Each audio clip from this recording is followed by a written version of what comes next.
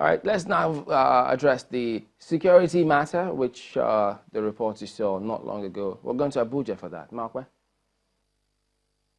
Thank you, Chamberlain. We have with us in the studio Captain Bish Johnson, who is a retired U.S. Army officer. You're welcome to Sunrise Daily.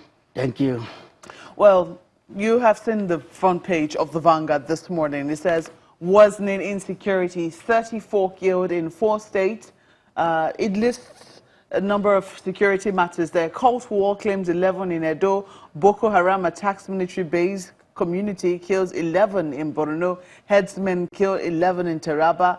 Gunmen storm Sokoto community, and it goes on and on. And you also see there, experts warn federal government over ransom payments to kidnappers. How would you describe the state of the security situation in the country? Do you think we're making headway where security is concerned? Let me start this way. Overall, we're not. Now, in certain parts of the country, we can say that maybe some level of progress has been achieved. But if you look at the entire security situation in the country right now, this country is not at war. But it feels like there is an undeclared war going on in Nigeria right now. More people are dying in Nigeria as of today than they are dying in Syria, where there is a full-blown war. So, to answer your question, just as clear as I can be, the security situation in the country is worsening, it's not improving. Let's break it down, because you say overall, it means that we have segments where we seem to be making progress, which you have already acknowledged, and maybe some other segments where we're not doing so well, and when you total it, when you have the average, one seems to be dragging the other down. So where would you say we're making progress, if it's not as bad as it looks? Well, now when I say in certain parts of the country, for example, if you look at the Northeast, very little progress has been achieved there, in the sense that, Boko Haram has been defeated territorially. They don't control any more territories there, but they have dissolved into these various cells from which they are still conducting attacks, killing people, kidnapping people, and so forth and so on. So if you look at, in terms of that territorial achievement, that is the achievement that I am talking about. But having said that, you discover that even the little progress that we made in the Northeast, we've actually lost it in the Northwest. Because if you see what is happening in Zamfara right now, Sokoto, Katsina, it's like the problem, Kano, the problem is spreading, it's even getting wider and wider. It's spread beyond the Northeast, where it was formerly localized. So now it's spreading across the country. That's why I said overall, I think the security situation is worsening. Well, when you look at the issues, Zamfara, for instance, has its own issues. They say the banditry we have seen there is as a result of the rise in mining of gold. And so one of the things that they did was put a stop to both legal and illegal mining. We have also seen cases of kidnapping. And we hear from the Inspector General that measures are being put in place to try and stop these attacks. He's talked about community policing. There was Operation Puff Adder launched along the Kaduna-Abuja Expressway. These are measures that we have seen being put in place. Why are they of no effect, or what is going on?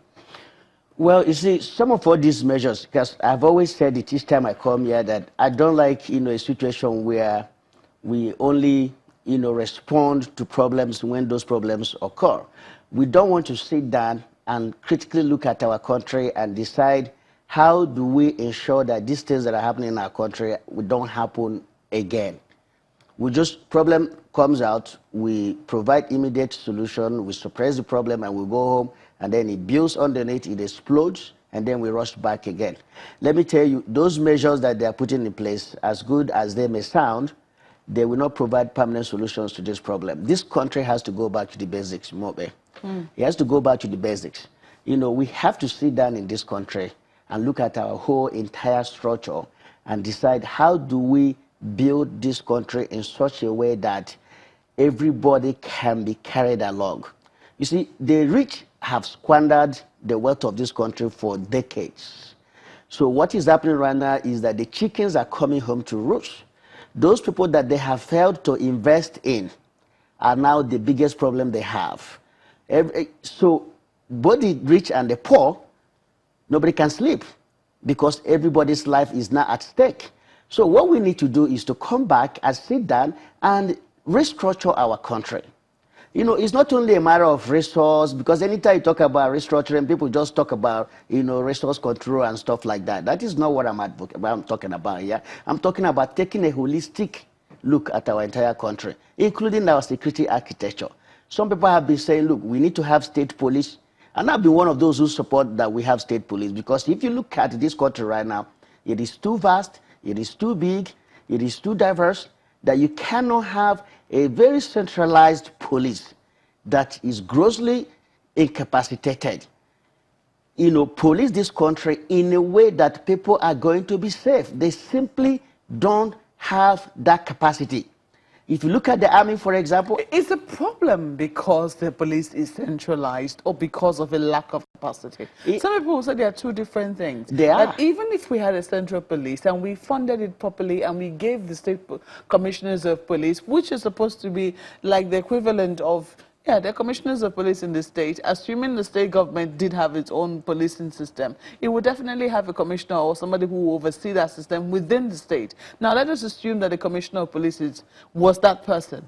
Should it matter that the person came from the center? Shouldn't the state or shouldn't the state architecture be able to support whatever it is that the commissioner of police is bringing to bear on the table? Let me tell you, so long as we have centralized police, the various state governors will not have, they won't have that much of a stake in investing in police. Now, I tell you this. Now, if you look at police as it is right now, the state governments have been contributing. But if you look at the area they are contributing, is either they are building barracks for them or they are buying operational vehicles for them, because they know that these things cannot be removed from their state. Have you heard that any state governor took any police officer, say, to Israel to go and learn, you know, get some training on counterterrorism or counterinsurgency? They will not do that. If I'm a governor, I wouldn't do that.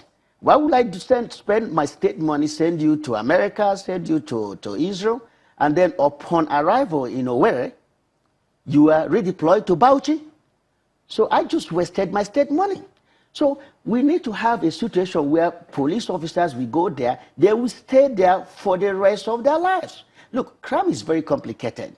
It's not something that you just solve from the surface. You have to be in that community, understand everything about that community. I tell you, I resided in Lawrenceville, Georgia, which is north of Atlanta. It's a city. Let me tell you, most of the police officers who are there, and even in most American police departments, they are either from there or they have lived there for a very, very long period of time, so that they understand everything about where the people they police. If something happens, they know exactly which direction to look towards. This is chaos, and is quite, I just don't understand that. You go to Bauchi, you recruit someone, and you train him, and you send him to Bayelsa to go and police Bayelsa. He stays there for 2 years. You pick him up, and you send him to Kano, and then he stays in Kano for another 1 year. You pick him up, and you send...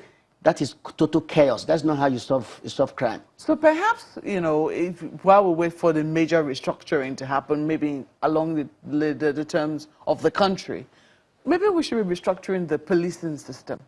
Will that work? Will it have any effect? If we look at the challenges that we're currently facing, some of which you have already enumerated, in terms of training, manpower investment, which is needed to face the challenges that Nigeria is currently facing, perhaps some restructuring within the police itself might work. Yeah, sure. Police itself has its own problems, and it needs to be restructured in a way that, you know, it can utilize the mega resources that it has now to. But to be honest with you, no matter how much we even restructure them, if you look at it right now, how many police officers do you think we have? Maybe about 300,000, 350,000. A whole bunch of them are at various, you know, commands and headquarters doing administrative work. Some other ones are following big men around, you know, everywhere, and their families everywhere they go. So when you actually look at it, maybe less than 200,000 are actually what is at the disposal of the Nigerian people. And you're talking about a country of 180 million to 200 million people. How can such number of people police effectively large number of people like that? It's just simply not going to happen. Unless you're asking them to do magic, which they cannot do. So if we want to remain at this centralized policing and look at the way we can make Nigerian police effective, we have to look at increasing their number, improving on their training, and most importantly, we have to improve on the quality of people that we bring into the police force. Police is seen as a dumping ground for never-do-wells. If you are useless in your community, they will just give you your traditional ruler will give you a recommendation letter to go to join the police. Maybe you'll be redeemed while you're in police. Unfortunately, the culture that they have there does not redeem that individual, and so he continues to be a menace and a nuisance to the society. So we have to look at all these things. Improve the quality of people who are breaking into the police, increase the number of police officers, assuming that the federal government will be able to pay for their welfare and equip them properly, which I doubt the federal government alone can do. So it's a big problem that we really need to, not just only the police. We all have to sit down and figure out what do we do with our security architecture, so that it will be more adaptable to the type of crimes that we're talking about right now. Our police is not even much into investigating cyber crimes. You know that is another area that is about to explode in this country. The only people that I'm seeing that is putting a dent on it, is maybe EFCC or stuff like that. We have not even started that area. This is going to be the 2019, in fact, the 21st century challenge that this country is going to face is even cyber criminal. And we're already beginning to see that. But let's quickly take a break now. We'll let Captain Bish Johnson finish his thoughts on security when we come back from this break. Please stay with us.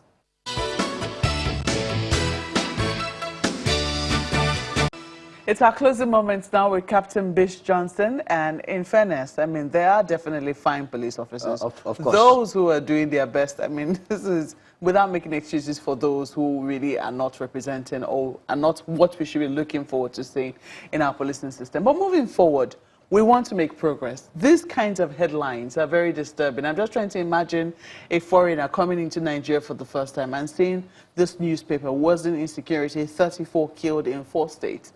The immediate picture that is painted is one that the state is being overwhelmed. I mean, right. the policing system or the security architecture has been overwhelmed. What should we be doing in the immediate? I mean, if today you were appointed Inspector General of Police, what would you be doing in the immediate when you see a headline like this? Look, to be fair to Nigerian police, look, there are very fine officers in the police. Their officer corps, majority of them are very highly educated and they're very good.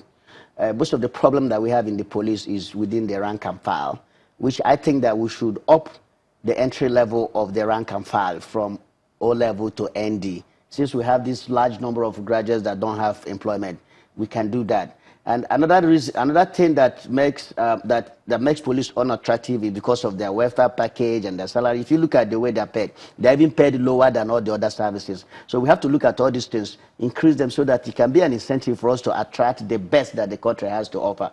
Now, having said that, look, I thank God that nobody will make me the Inspector General of Police in Nigeria right now. Because you don't want to lose weight? Oh. I do not want to lose weight. Let me tell you that I don't want to lose weight. Look, being Inspector General of Police in this country at this time is is a very serious job. And I feel sorry for those who are occupying that position right now. Because, look, to an extent, there is not much they can do as individuals. To the extent that the police has a responsibility to us as a society, we as society, we do have enormous responsibility to the police. If you look at both sides, none of the two parties is actually delivering on their responsibility to each other. We as a society, we have not given the police all the tools they need to be effective police. Their funding. Look, sometimes when you see in the budget that the police, command and formation, 200 billion, 1 trillion, they don't get all of that money. If they get most, they get 10%, 20% of that money. And if you look at Nigeria right now, there is no local government in this country that does not have at least a police station. Now, all these monies are supposed to go around to all these police stations around the rural areas for that to be effective policing. So a situation where they are getting 10%, 20%, you can imagine that when it's all divided, maybe one police station in one local government area may get 5,000 naira. And so how do you expect him to effectively police that local government? So the problem is enormous. We as a society need to do more for police. We need to increase the number of officers. There was a time the IG wanted to do 8-hour shift as against the current shift that they're doing because of fatigue, which I think is a problem in the police. But those who had been in that position before him said, look, you can't do it. You can't do it, not because they don't want to do it, but because right now with the current manpower level that they have, they just cannot sustain that 8-hour shift. So now they must remain in that current shift that they are in right now and continue to be fatigued. And sometimes you see all these problems that we have with accidental discharge and stuff like that. It cannot be hopeless. It cannot be hopeless. I mean, the picture you've painted right now is very grim. There must be a strand of hope somewhere. Mope, you know, you and I, I've been coming here for some time right now. And each of these time I come, I tell you that, look, there is no overnight solution to the security situation in our country. The moment we begin to wrap our head around that, knowing that, look, we cannot solve this problem temporarily like this. We have to find an effective way and a permanent way of solving the problem. Look at the borders, for example. Our borders remain porous. But there's now the ECOWAS ID card has been launched. Look, what difference does it make when we don't even have enough manpower? Let me tell you, border management is just a directorate in the immigration services. About 32,000 officers are the ones charged with the responsibility of policing the whole entire borders of Nigeria. Tell me what can you do with that number? I'm thinking that even border security should be a department, a separate service of its own, so that it can effectively control our border. If you look at we're out of time. We have to go. I'm so sorry, but you know, I was actually hoping that we will be able to close on a hopeful note. Maybe we'll have a reason to hope. Don't lose hope, whatever it is that happens. There definitely will be a way out. It just says it's not overnight. And we must be willing to walk the talk. Thank you for coming on Sunrise Daily, Captain Bish Johnson. He's a retired U.S. Army officer.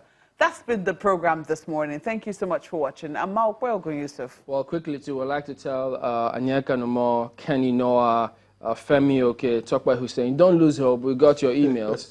Keep writing them as well. We'll see you tomorrow. I'm Chamberlain Uso. I'm Gimba Omar. I am Akino is my name. Have a wonderful day. The views and opinions expressed by guests on this program are those of the maker and do not reflect the views, opinions, and endorsement of Channels Television.